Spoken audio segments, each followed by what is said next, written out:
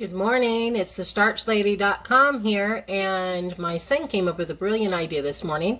I was having trouble smashing chickpeas with a fork, and this is after several minutes of he and I. He says, "Do you have a pestle and mortar?" And I said, "I do. I've never used it.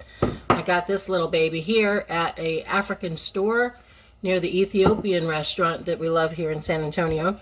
And inside of here right now, you can see that is a smashed out clove of garlic that took like nanoseconds to produce. And now I'm going to throw in the rest of these chunky chickpeas and do the same thing.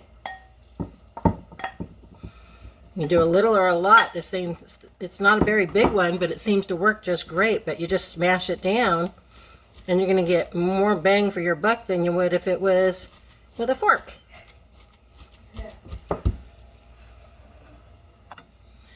So for you that thought that a fork was the only way to smash chickpeas and other goodies for, like this one is going to be a mock tuna salad, I want to remind you of this special tool here. I've had this one here sitting on my counter for probably close to a decade, and I've never used it.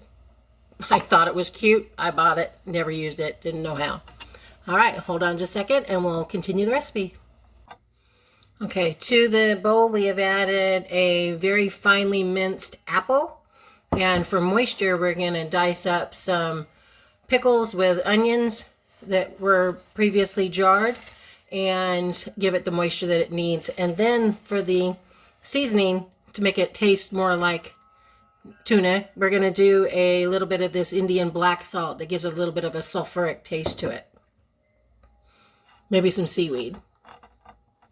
Here are some gorgeous onions and pickles from the Babel's Roadhouse barbecue place here in San Antonio, or near San Antonio, south of San Antonio. So I've minced on this onion and pickles for a little bit with a knife, and it's still not just as fine as I'd like it. My husband's really strange about textures, so I'm going to use this Pampered Chef Genius tool here that allows you to smash to smithereens. Just get it up underneath there and then just pound it.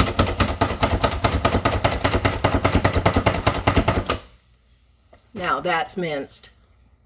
I've added some leftover green beans and onions and roasted red bell peppers from the hummus. We're going to use the hummus to thicken it up just a little bit as well. That added some nice color to it as well.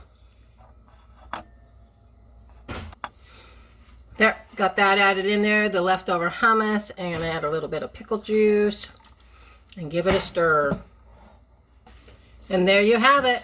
Some mock egg tuna salad, whichever way you want to call it, but it's the texture, it's the protein, it's the vegetables, it's the flavor. And if you could smell this, that black sulfur salt, it tastes authentically real, and it's going to be delicious on some vegetables or some gluten-free crackers or bread or whatever you want to do.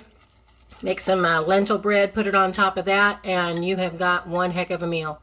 Have a great day, and ohmytastyword.com.